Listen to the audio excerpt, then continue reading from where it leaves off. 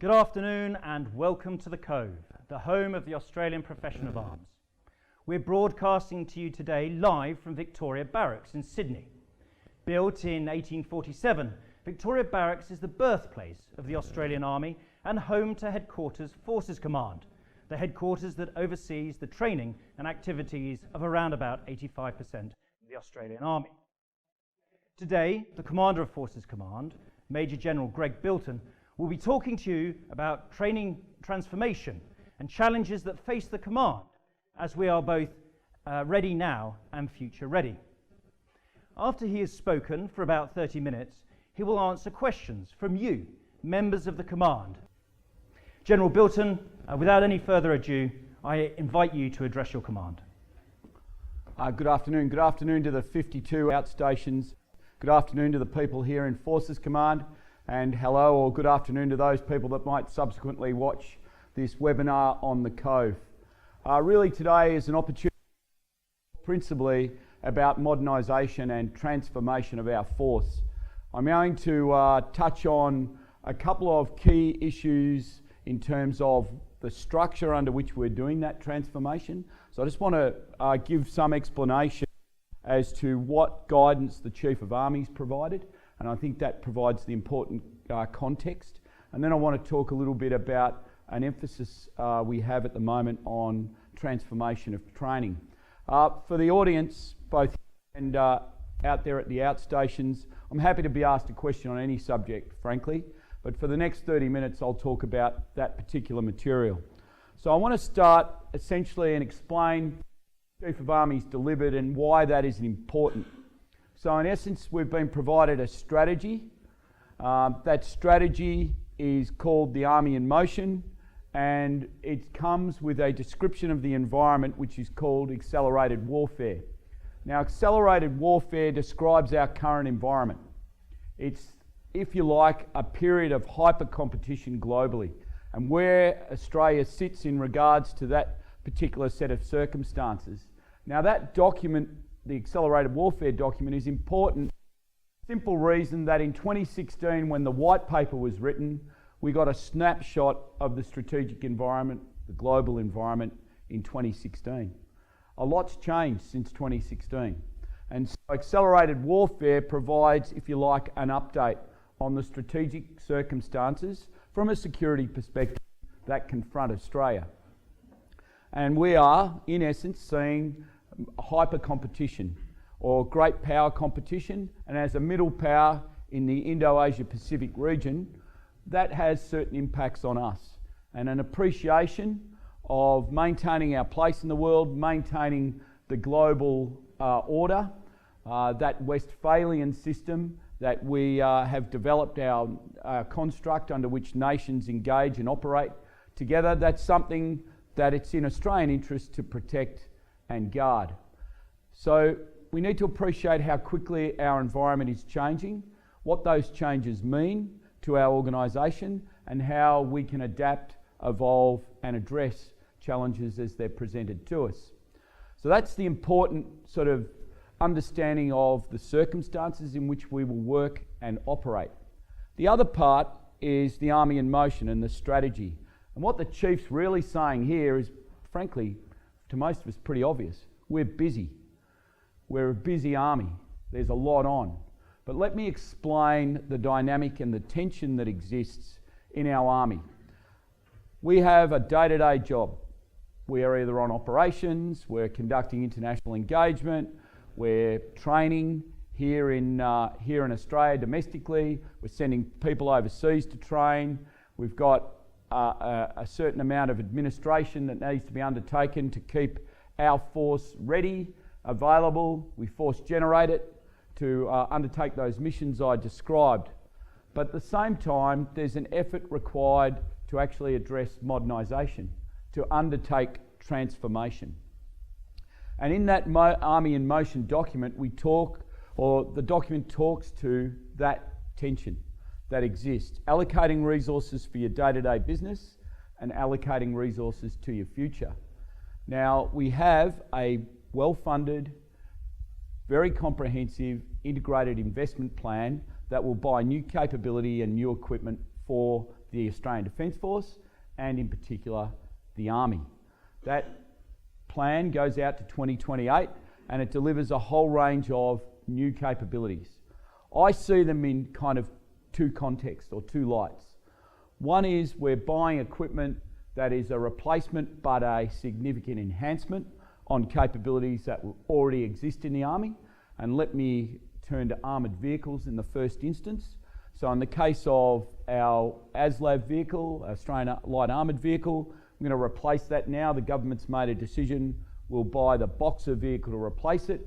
The first of those vehicles will start to appear in Forces Command units in 2020. Now, that's not a one-for-one replacement.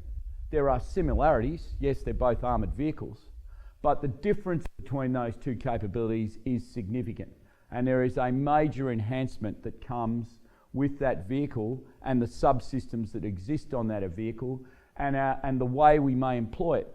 I think, personally, that we have much greater range of options in how we might utilise that particular vehicle. It doesn't operate on its own, of course, but how it operates inside a force, how we task, group and organise to use that on operations or other missions we might undertake. We've got a lot more flexibility and frankly a lot more capability. But in the main, it's still an enhancement. We'll have similar doctrines, similar tactics, techniques and procedures and similar SOPs. They'll just be enhanced. On the other hand, we're buying equipment that's going to see almost a revolution, if not a complete transformation of capability.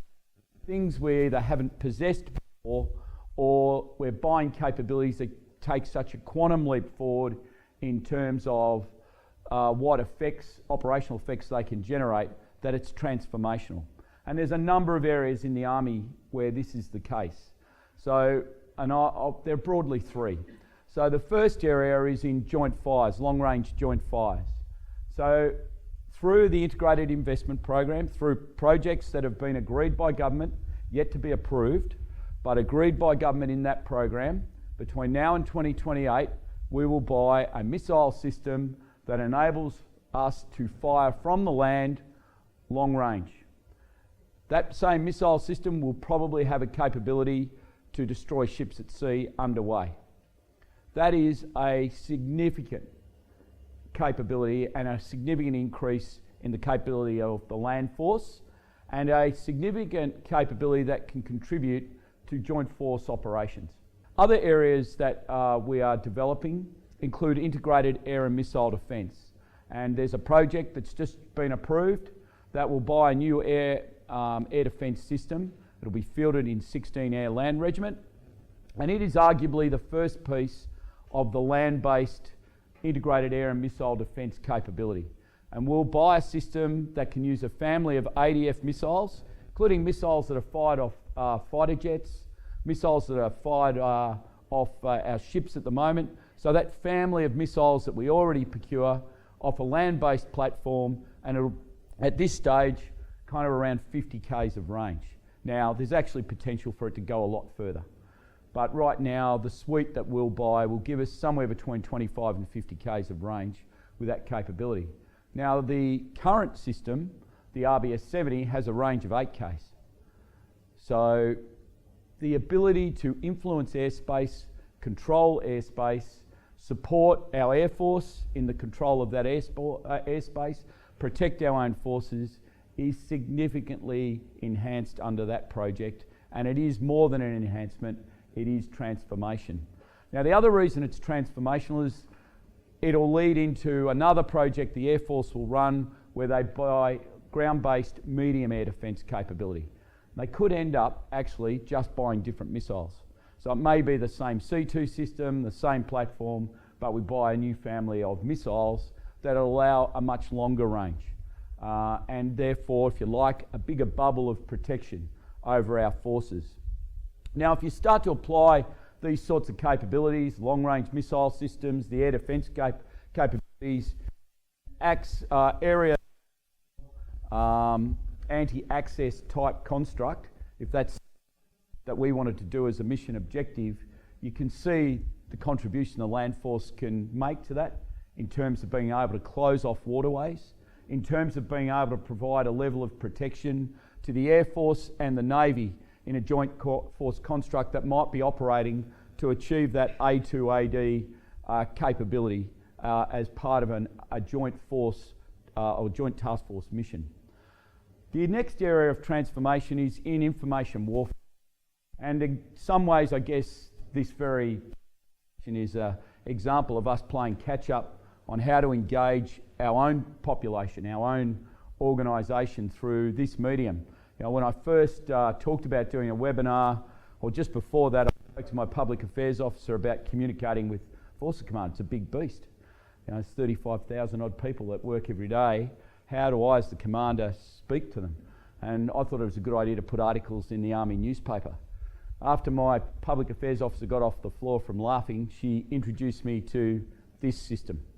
And I don't think we've actually tapped this capability fully yet. And this is my first sojourn into this webinar system, and I'll be very keen to see if it's effective, and then we'll use it. But social media also is another thing that she's introduced me to.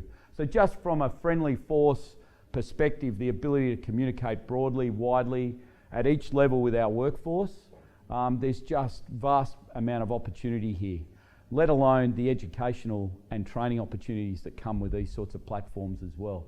So I think we're only just on the tip of the iceberg in terms of really starting to harness the potential that exists in this space. Now, why that's important is it relates to also how we use information on operations, how we set a narrative, how we win that information war, how our narrative becomes more powerful than our adversary's narrative.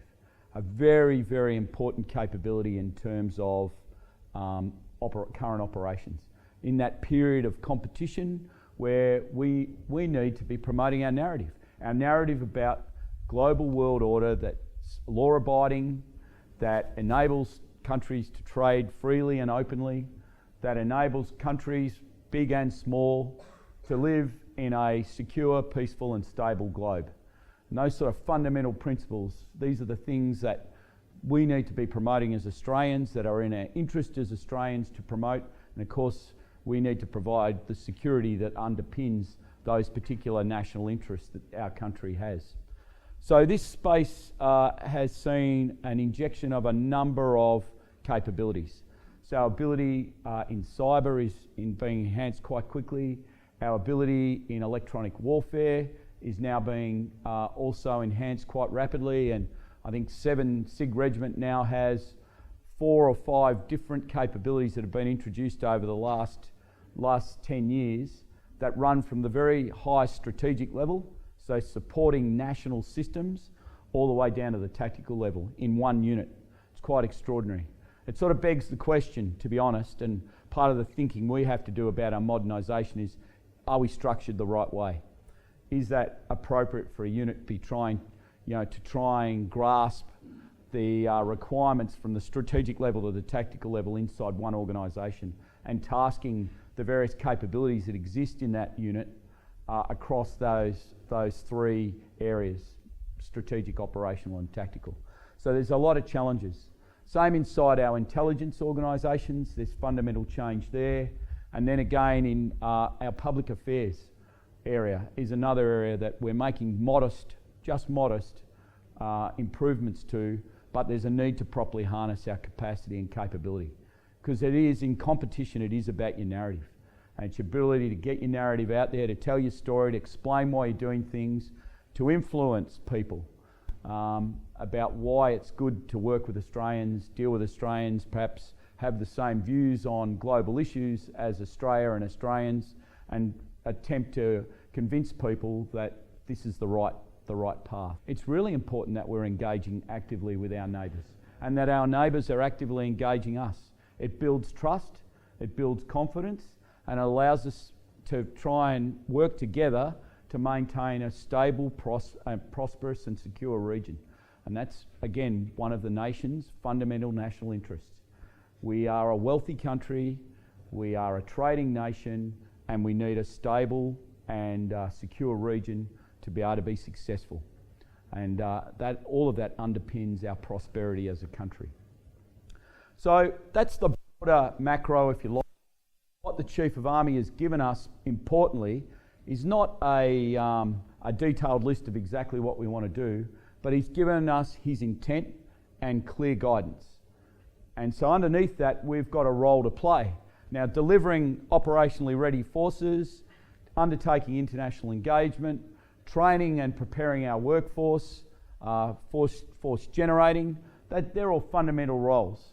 Today I want to focus a little bit on training and the importance of modernising training. And I just want to talk about some of my experiences in going to each of the training establishments and then try and bring that together to illustrate how it's important. So I arrived here in December in command. Basically, my objective was to get round to all the training establishments first. The Chief of Army and I agree that the training institutions are actually our foundry. That's where we build people. We create our professionalism, we generate it through our training establishments and our training centres. And all of us in this room have gone back and forwards to training centres and training establishments across our Army, and in the main we've received high quality education and training. But things have changed. The way that education's delivered is changing, and it's a constant change. Some generations learn differently to others. Some, like me, are fascinated by technology. Some, like the younger ones in this room, are demanding of technology and understand how to manipulate it and use it in ways that would bedazzle me in most cases. So it's, how do we harness it? How do we properly utilise that? How do different generations learn? Are our systems designed in such a way that we're maximising or optimising the learning opportunity that comes with training? Is the Army training instruction method the right method in every instance? You know, tell them what you're doing, tell them what they're doing, tell them what to do, and then tell them at the end what you've told them. Is that the right methodology? Does it suit the way we should train?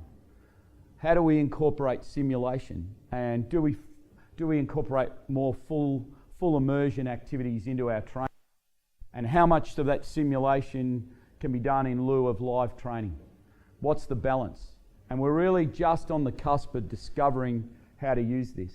So if I go to the Aviation Training Centre, Loadmasters are now trained in a fully immersive environment. So you can watch a guy with a set of goggles on in a steel frame that looks like the outline of an MRH-90, and it's got a gun attached to the side there, and you can watch that Loadmaster react to a set of a situation that's been delivered to him through a set of goggles, and he's fully immersed. Got no idea you're standing there watching him, but he's going through all these drills, operating the winch, using the mounted machine gun, going through a raft of scenarios. Organisation now at the Aviation Training Centre. At the School of Music, every part of that course can now be delivered through online learning. Now they have a distinct advantage that everything's unclassified, so it makes it a bit easier when you can use the World Wide Web as opposed to our network, which has its capacity limitations. I'm talking about the DRN now, and CIOG are working hard to try and improve that. We've just got a long way to go. But the fact that we can do that in schools like the School of Music is critical, and there's a lot to learn. They create a green screen studio inside their rehearsal hall for a meagre amount of money, and they generate their own product. The instructors there develop their own product and they update it regularly, and you know, there's something to learn. The School of Music. You go to the School of Transport, they're now using 4 simulators that can simulate operating in a PMV, and it's not fully immersive, but it's not far off being fully immersive, and you can run through scenarios, practice, rehearse, and of course you can make mistakes without consequence in those sorts of environments. It's a genuine, pure learning environment. The School of Artillery has a dome trainer that now you can practice all your indirect fire, calling in all indirect fire, JTAC training, all of those sorts of things can be done out in the regiments now. What we haven't done yet is start to really join these things up. Land 400 is going to bring a number of simulators, vehicle simulators for the Boxer and whatever's procured for the IFV. Again, we can achieve good outcomes with individual training on simulators or small team training on simulators, but how can we link them and what can we do to perhaps achieve collective training in a simulated environment? And some of that's already happening, to be fair to the innovative people out in Forces Command. I've seen it done in simulation centres just on computer screens. We're simulating different armoured vehicles inside a squadron or a battalion's type construct or regimental type construct. But again, these are all little pockets of initiative. And it's trying to bring that together to understand how we might modernise our training system. It's how do we make better use of the tools that are provided to us for merely managing our courses. And at RMC Duntroon, there's a fantastic illustration done there by a training development team, around how to run the RMC curriculum on a Dell. Now again, they have the advantage of operating on an unclassed network, but it's the methodology that's important. And how do I translate that methodology to other units where it's applicable, and we're able to harness that innovation and understanding of the technology and better use of the technology. So as you get around to all of these different, and this is a great privilege of command, is I actually get to see this. I get to join the dots, if you like, on what's happening around the command. And I have to commend our DG Tradoc, Brigadier James and his team, because they're going after this. What we don't have yet is a pool of resources to enable us to really tackle the problem in a significant way. So it is an incremental process. What we are in the process of doing also is trying to work out where best to invest the amounts of money that we can harness through the system to invest in this space. So I think there's two lines of effort that I've asked to be undertaken here in the command, particularly in DG Tradoc's area. One is that we must write the capability needs statement for an IIP project. So we actually need a large project, simply called the Army Training System, that enables us to build the training system, the modern training system we need. Previously, we've taxed projects, if you like, and said various projects had responsibility for delivering certain training products or training capabilities. That has not worked well for us, because invariably when we get down to the crunch, there's only so much money. Sometimes the BOP, in other words, the number of vehicles or number of guns or systems we're going to buy, has taken precedence over buying the training system. Or we've made decisions compromised on things around the training system, maybe even on the capability itself in the past. So a dedicated IIP project, in my mind, is the best way to tackle the system as a whole. Now that's a decade away. It's not in the current IIP, so it's not going to happen for 2028. But it's important that you set the conditions now, make the argument, particularly in this force structure plan that's being undertaken in Canberra at the moment. It's time for us to make that argument. Now in the interim, we do have amounts of money and we have support from Army Headquarters in which we can invest both people and money into evolving our training system. And at the moment there are significant trials at the School of Infantry that address how we deliver a lot of that training, particularly around land range safety. So we're on a learning journey there, and once we go from there, my intent is then to move into the all-core environment and start to modernise the way we deliver those courses and training packages, with a view to touching as many people in Army as I can with that modern training system. So just about every officer goes to LWC to do the All-Corps Captain's course or the All-Corps Major's course, and then we capture a significant number of soldiers through the Corporal's course, Subject 1 for Corporal, Subject 1 for Sergeant, etc. So we do capture a large part of the Army. And I think the All-Corps approach is the next step after the work in the School of Infantry, and we garner what we learn from the School of Infantry, we can then apply into that curriculum. Over time, we then have to create a federated system because sometimes components of courses are similar and you want to be able to draw on product and work that's being done in one training centre that might be relevant or needs to be tailored, but you still have a basis, needs to be tailored for instruction in a similar area of training or a similar area of education. So access to product, access to learning materials, access to LMPs, all of this needs to be federated in a way that anyone can draw on it.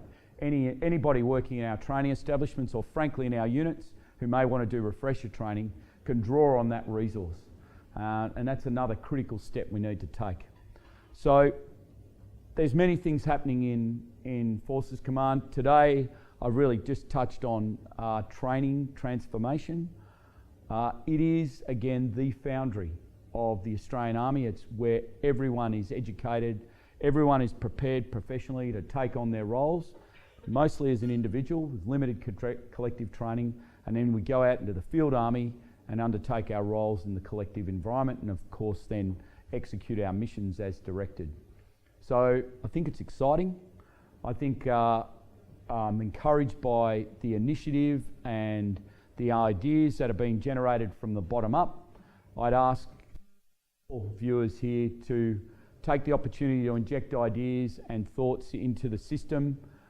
We need to harness the ideas and power, the mind power that exists in our army, and use that to continue our process of transformation and modernisation.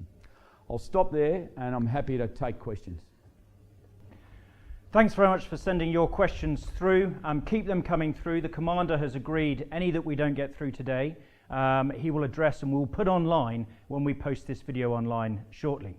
However, the first question is one close to your heart, sir, as a gunner. It comes from WO2 Steve Wilson from the 4th Regiment of the Royal Australian Artillery. It simply says, are we likely to see self-propelled guns soon? Yeah, look, it's a good question. Yes, they're back in the mix in terms of we are considering purchasing them. So we've found that there have been some problems with the M777. It's a light gun, it struggles being towed long distances, and it also struggles to keep up with mobile armoured forces. So there is now consideration, and it potentially may be brought forward in this current force structure plan, bring the procurement of a self-propelled gun into the IIP before 2028. And that's certainly under consideration at the moment. I'm a little bit biased here. Unfortunately, we had at the time and in the context of the circumstances, we cancelled a project. This was back in 2011. We're almost about to buy the Korean K9 system. Interestingly enough, that system's now been sold to multiple countries. I think it's almost 20 countries around the world, on the basis of much of it on the Australian design work that was done. So the market did open. The Brits are looking at the capability as well to procure, as well as the Indians have also procured the system as well, the Turks, there's a range of countries. But that's one of the options that will be considered, and it's certainly back in the mix. And a big cheerio to Warrant Officer Wilson. It's been a long time. So the next question comes from WO2 Nev Scott from 6HSB. He asks, how do you see digitalisation occurring within Army logistics, especially with regards to BMS and integrating health and point of injury information being conveyed between health assets? Yeah, look, this is an area we've not done well in. So digitising the logistic component of our force has not been properly addressed in Tranche 1 or Tranche 2 of the Land 200 project. So we've bought BMS systems and digitised the combat brigades, but to be fair, there's no other way to describe it. We've pretty much failed to properly address the needs in the logistic force. Now, in normal Australian ways, people are adapting and have made do with some small provision of equipment, but there is a significant investment needed here, not only in terms of the methods that were described by the question there, or the questioner, but there's also a need to think more carefully about online medical support as well, and how we might use telemedicine in the future. And these sorts of capabilities need to be factored in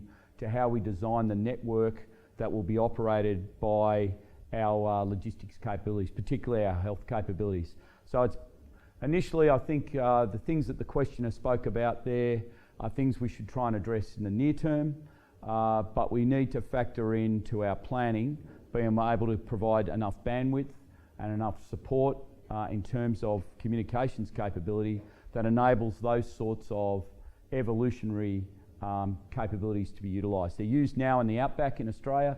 Telemedicine is well and truly ensconced in Australia for providing medicine support or medical support in remote localities. It seems to fit neatly with some of the roles and tasks we might be asked to play. So there's a couple of areas there we need to address. Army Headquarters is aware of the limitations we have in digitisation of our force. We're probably a couple of years away, probably 3 or 4 years away before we start to see reasonable investment that enables a proliferation of capability across the logistics force. The next question, sir, comes from Captain David Garton Dodd from the Army Education Centre. He says the intellectual edge, is, as mentioned earlier, is critical in modern war and within the Army in motion.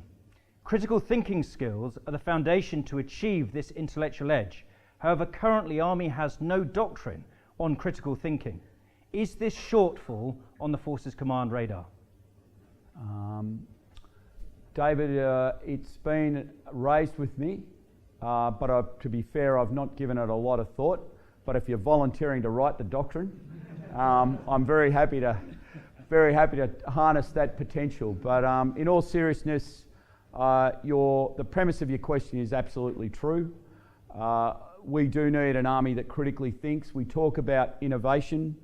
We talk about mission command and the ability to allow people to use their initiative.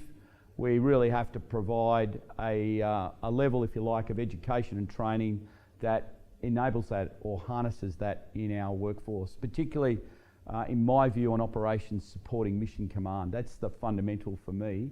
But I will undertake to give it a bit more thought. I'm looking at one of my education corps officers right now. He's smiling. So David, we'll have a tack to you, and I'll get one of the team to come back to you about how we might address that. Thanks. The next question comes from Lieutenant James Harvey from the 1st Regiment of the Royal Australian Artillery. He says, Sir, given the open source and detailed revelations of both information warfare and targeted hacking published by the recent Mueller report in the US, do you see a role for Army in either a strike or shield function of those kinds of threat to our nation, or does that capability belong to a different government agency? Yeah. Thanks for the question. I actually see a role for the Australian Defence Force, not just the Army, and I believe we're actually creating that capability now. So an amount of the work, the raising of 138 Squadron as our cyber squadron, the work we're doing inside Joint Operations Command around joint effects and how we bring together the various capabilities to undertake that, if you like, non-lethal shield and non-lethal strike type function, that exists now. Can it be enhanced? Yes. Will we invest more in it to create a better capability? Yes.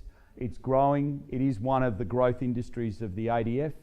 Do we need to work inside or with other government agencies? Absolutely.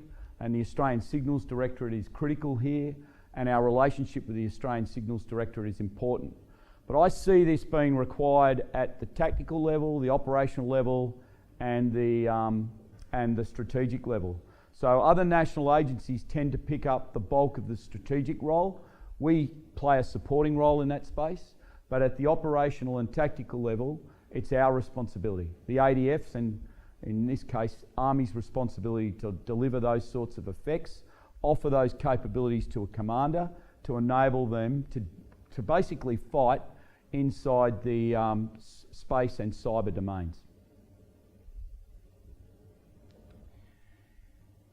So the next question comes from Corporal Brown from the 3rd Combat Engineer Regiment.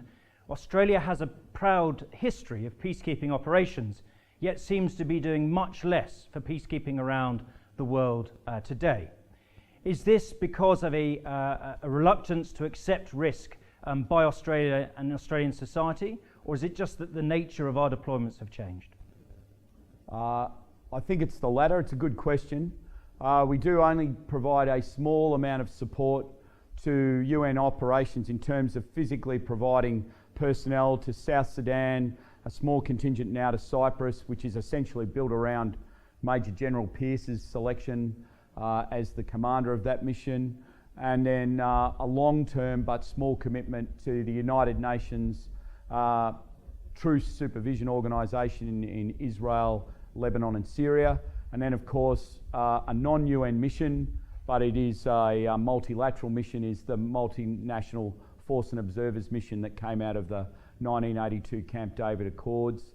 We have provided personnel there for almost the entire period of that mission since 1982. Now, what I'd say to you is your latter point is correct. The nature of peacekeeping, peace enforcement operations have changed, and you can get into quite a long debate about the utility of the United Nations here as well, which I won't venture down that path today.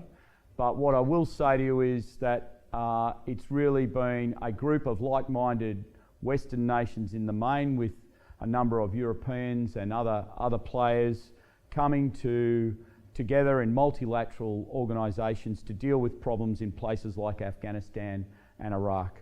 So the view in those nations has been that what took place in Iraq or took place in Afghanistan, particularly the occupation of the Taliban there, was unacceptable from a world order perspective, and those countries chose to respond where perhaps the United Nations didn't find itself in a position to effectively respond to those conflicts. So I don't think it's a case of being risk averse. I just think it's a case of you can only do so many missions, and our government has seen it fit in our national interest to be involved in Afghanistan now for nearly 17 years, 18 years almost, and then of course in Iraq for a number of periods over the last 20 years. So I don't see that changing, to be honest.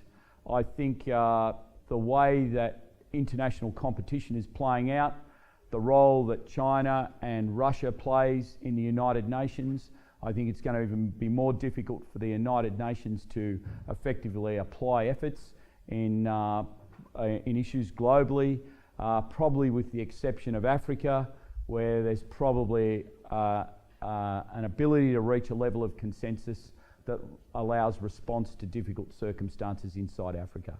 But outside of that, I think this is part of what I described at the start, this sense of hyper or global competition that's occurring, and it plays out in the Security Council of the United Nations. Okay. So I move on to a question from Major Beckett. In 2007, we removed Army's only operational certified strategic theatre entry capability in the Airborne Battalion in favour of going amphibious. 12 years later, we still don't have a credible replacement in anything other than benign low sea states. Isn't it time to resurrect it? Yeah, obviously a passionate advocate for parachuting. So, look, I don't agree with your premise of your question. I think that we have a capability that exists in our special forces that enables the entry operations that we require for our sized army and our force. I don't see the need for a conventional parachute battalion. I don't see the circumstances in which we'd use it. We have the ability to power project in other ways, commensurate with the size of our army, and I just don't think it's an investment that we can afford, particularly in the sense that if you go back, and I don't want to denigrate the 3RR capability, because the infantry component of it was always a fine capability, but it wasn't a full capability. Australia never had sufficient C-130s to fly that capability, never had the capacity to drop it, we never had the reach. There's not even enough C-130 pilots in the Australian military to be able to fly the number of aircraft that would be needed to drop that sort of capability, let alone sustain it. So when you look at a total capability, it's beyond our capacity to have it. Having said that, I don't think we need it, and I know you'll obviously not agree with me, and that's fair enough.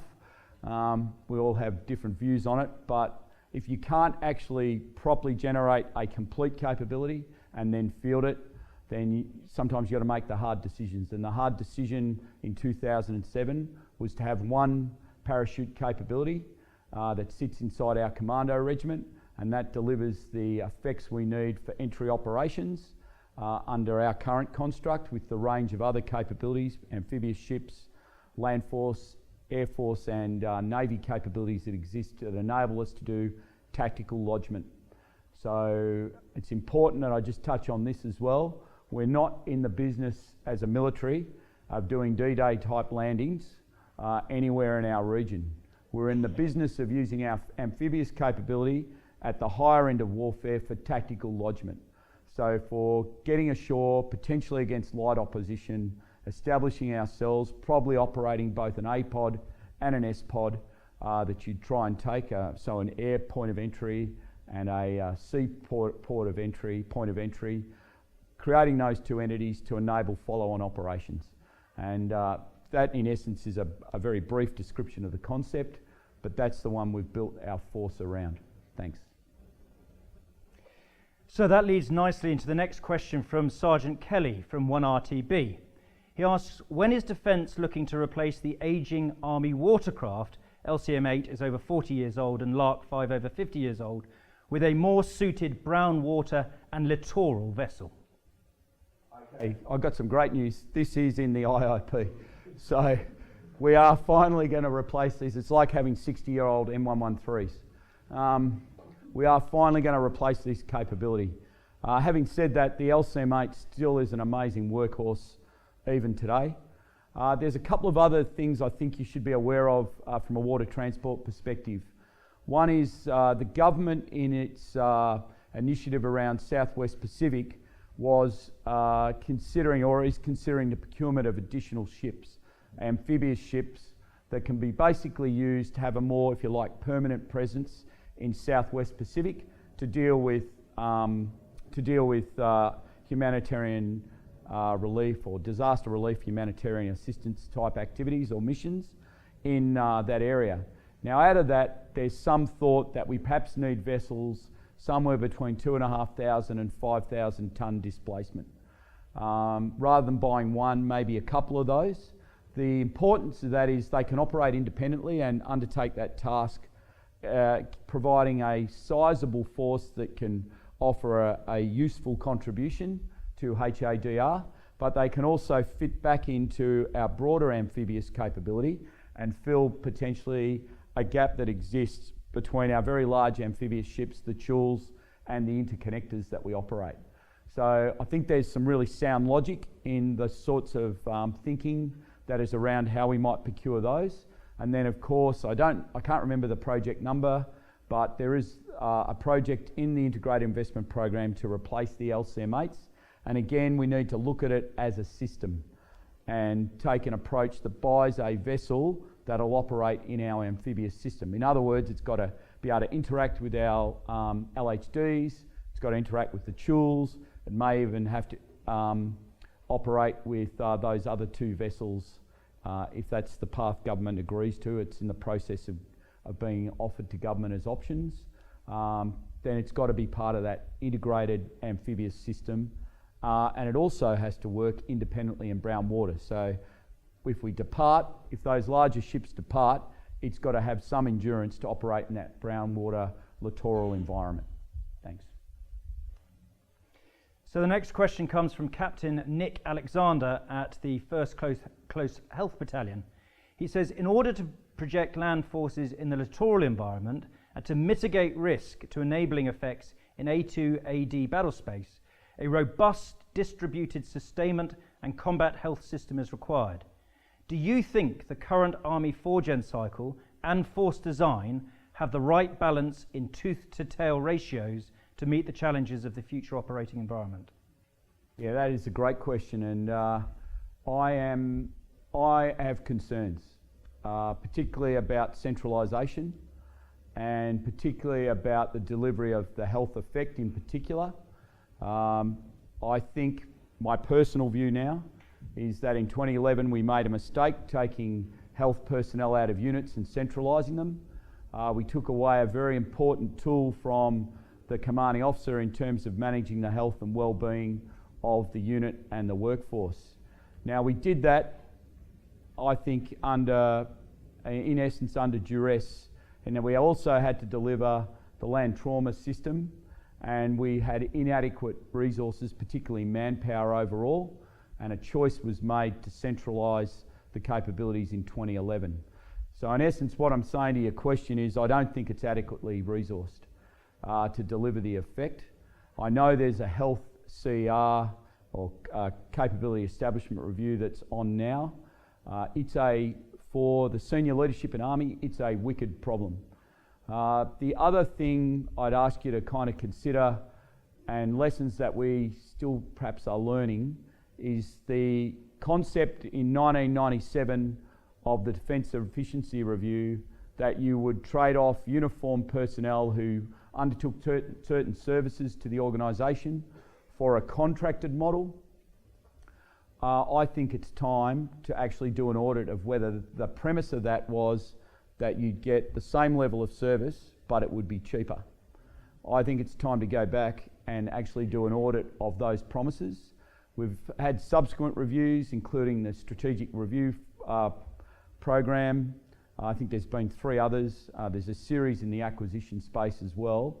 But the fundamental premise of commercialisation being cheaper than in-house capability, that rule cannot be applied consistently, or it doesn't accurately reflect what has happened. I think in many cases we now find ourselves with less service and it's more expensive than the 900 odd uniformed people Army lost in, and these were the drivers, the extra logisticians, some in the health space as well, that we lost out of our Army to this mantra of commercialisation.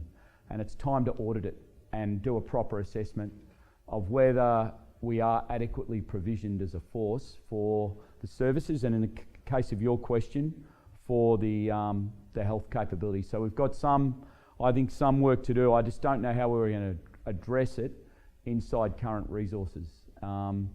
Whether we get the answers out of the health capability review and the health employment category review, that's a big ask of that organisation, but at least it brings all of those issues, some of which you've described in your question, brings them all to the table, and then we're going to have to work out how we're going to solve it. So the next question comes from Corporal Gardner from Cat C. What level of investment should Army apply to training for possible warfighting scenarios where an adversary has achieved cyber and EMS superiority? I think we're already doing that in part. So if you look at the evolution of HAML, you can clearly see that we've been incorporating operations in the different domains. There's still some way to go. What we're perhaps not doing, or what's not pervaded our entire organisation yet, is training our people to operate in the 5 domains, particularly in cyber and space. I think the next aspects of HAML and Talisman Sabre exercises are perhaps to do more force-on-force type training as part of that particular series of exercises, so the Joint Warfare Series. The aim of that is perhaps to help us understand how we're going to operate in an environment where we perhaps don't have superiority in 1 or 2 or 3 of the domains, and we can certainly help our allies in that sort of force-on-force construct understand their own capacities and their own gaps in capability as well. So there's some evolution to do in the collective path. There is more work to do in the individual training space in terms of how we prepare our leaders, both junior and senior NCOs and our officers, to operate in 5 domains. And we're kind of getting flooded. It goes back to that tension I spoke about during the webinar of dealing with the current army and then trying to modernise and enhance ourselves and transform ourselves at the same time. And this sits in that space, but we do need to continue to invest, and certainly my view is a little more effort inside the individual training space. So sadly we're running out of time, so I would invite you to communicate, what do you think is the single largest challenge to Forces Command in the short term that you want the command to address, and then I invite you to sum up. Yeah, so for me, it's working at that foundry at the training. I'm quite comfortable that our force generation processes and the way our brigades, formations, force generating, particularly the very cooperative way we work with the 1st Division and with SOCOM. I think that congenial collaborative approach across functional commands has been fundamental for Army to grapple with some of the challenges that confront us. And I think the way, particularly my own staff, if I can say it while they're in front of me, operate with those other headquarters and the nature in which you operate with those other headquarters is fundamentally important to getting at some of these challenges and actually addressing them, doing something about them. So that's important. The force generation cycle continues to provide, I think, effective mechanisms for the combat brigades. There are still fundamental challenges for the enabling brigades around that cycle. There may be further modifications we need to do. The relationship between the enabling brigades and DGFHQ or the 1st Division is shifting as well as we work out how we're going to fight in those other domains. And I think how we apportion enablers to our manoeuvre force and use them at the operational and strategic level is a work in progress there as well. But in the main, I'm relatively comfortable. We're providing what we need to in those spaces. What I see is where we can make a fundamental difference in the next 2 or 3 years is transformation in our training systems and starting to harness that innovation, the new capabilities that are coming, the simulation systems, linking them up, federating our training system to a large extent, empowering DG Tradoc and his workforce to really enhance individual training and harness the innovation, if you like, and the modernisation of our education system as well. So it's education and training. Both of those we need to keep emphasising as a command, and I think if we do that, you're setting the conditions for continuing to leverage that intellectual edge. The other thing I'd say to you that I think Army as a rule, not just Forces Command, but Army as a rule needs to do, we've got to be better at planning for and introducing into service new capability. And I just think we've found ourselves a couple of times short. The trucks come to mind straight away in terms of licensing. We've got brand new trucks. This project's 15 years old, and we're working with states now to try and work through state regulation on utilising these trucks on the highway. That's just a simple example, but it shows potentially that we have taken our eye off the ball in terms of introduction into service. Now, we have a role there because the equipment comes to us in Forces Command in the main, unless it's a SOCOM project, and we have to operate it, but we've got to, between ourselves and Army headquarters, we've got to improve that particular area of how we deliver capability. And then the last point I'd make to you, and this is a body of work that I've commissioned, I have asked the G5, with support from the brigades, to produce a detailed construct for Army 2028. So that is what the Army should look like in 2028 with all the new equipment introduced into service. And the reason that is important is that becomes our target. So we make decisions in the context of what we're trying to achieve by 2028 with all of those things I described earlier in the webinar, the long-range fires, the enhancement of capabilities, new armoured vehicles, upgraded tanks, new artillery, better logistics systems. All of those things come together. What do we need to look like in 2028? And when you start to make decisions about what you invest, particularly in things like the health system, and that was a good question earlier, what do I trade off? And then what does the total workforce look like? So what functions can be done by a reservist? What functions can be done by RA? How much integration do we have inside our organisation? And pretty much all of us have experienced now that pretty much every mission we go on is integrated. Most units in the enabling brigades as a start, some inside the combat brigades are integrated already, but let's get away from just having to build constructs around what have been traditional force structures and build the total workforce that we need, and then determine how we might lay it down. And no, I'm not saying there won't be 6 reserve brigades. I'm not saying there will be either, but I just don't think those things should be a limitation, and our current ARA construct shouldn't be a limitation. We should build the total workforce, and that should become our target in 2028. Once you've got the target, you start to then make sensible decisions around what you're trying to achieve. I look at a lot of the capability establishment reviews and the employment category reviews as a lot of hard work for very little outcome. We're essentially shifting deck chairs around rather than trying to set our organisation up to achieve that end state. And I think that's why the end state, that 2028 outcome, now it's just a waypoint in time, but we know we're funded, we've got an IOP funded to get there. We know roughly how many extra people are going to come through the white paper. We know what we've got to deliver. So there's enough knowns for us to make sensible decisions around that, how we achieve that target. And then groups of people in our army that are worried about what we might look like in 2040.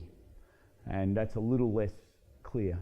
There's still knowns. A lot of our vehicle fleet will still be running in 2040.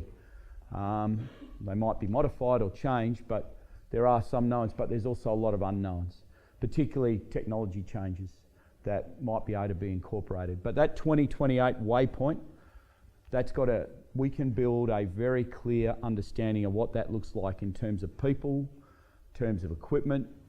It'll give us insights into how we might have to change trades and structures, but you've got to give yourself a 10-year period to properly implement that sort of change in your force. And it's time to do it, particularly when we're trying to transform parts of our force as well, or introduce frankly amazing new capabilities. Certainly in the context of today's army, what we're buying through that IOP changes us fundamentally as a land force. Hey, thanks very much. I appreciated the opportunity. Ladies and gentlemen, thank you very much for sending your questions through. We had more questions than we had time for. Please don't think that those questions we didn't get to weren't important. The General has asked that every single question that we didn't have time to get to is emailed through to himself so that he and his staff can look at it and answer those questions for you. Has something today been said which has sparked your imagination? Has something today been said which has triggered your desire to want to innovate within the Australian Army? Well, right for us. We have had over 4 million social media hits and over 800,000 views in the last 2 years. And that's all because of the articles that you, the soldiers in the Army, have written. 25% of our articles which we publish are written by other ranks.